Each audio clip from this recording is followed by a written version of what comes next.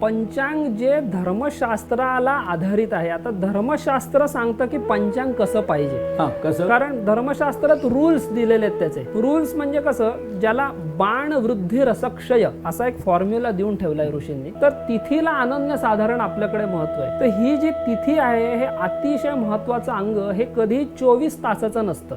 म्हणजे कधी तिथी 26 तासाची असेल, कधी ती क्षय होते, ती 21.5 तासापर्यंत येते. तर जेव्हा प्राचीन सूर्य सिद्धांत इत्यादी भारतीय ग्रंथांनुसार जेव्हा आपण पंचांग करतो, त्याच्यात एक तिथीला बॉर्डर देऊन ठेवली आहे. ती बॉर्डर कसली की तिथी वाढली तर कितीपर्यंत वाढेल, तर 26 तास वर काही मिनिटापर्यंत वाढेल. 27 तास वगैरे तिथी कधीही जाणार नाही. आणि तिथी कमी झाली तर 21 तास 36 मिनिटं आणि त्याच्या खाली थोडी काही मिनिटं जाईल. ह्याच्या खाली 20 तासापर्यंत येणार नाही. पण आता नासा इत्यादी पाश्चात्य पद्धतीच्या गणितानुसार जी पंचांग आता निघतायत महाराष्ट्र, गुजरात इत्यादी प्रांतात, त्यानुसार तिथी 26 तासाच्याही वर जाते आणि खाली आली तर पार 20 तासापर्यंत खाली येते. मग हे जी बाउंड्री जी धर्मशास्त्रात ऋषींनी, त्रिकालज्ञ ऋषी होते जाबाली इत्यादी, त्यांनी जी बॉर्डर देऊन ठेवली त्याचं कुठेतरी उल्लंघन झाल्यामुळे ही शास्त्राला अभिप्रेत पंचांग जे त्याची निर्मिती होत नाहीये महाराष्ट्रात. आणि त्याला जनता भरडली जाते असं मला वाटतं. म्हणजे एखादा ब्रँड कंटिन्यू चालत आला म्हणजे तो खरा आहे असं नसतं. त्याला शास्त्र प्रामाण्य आणि आपले आचार्य काय सांगतात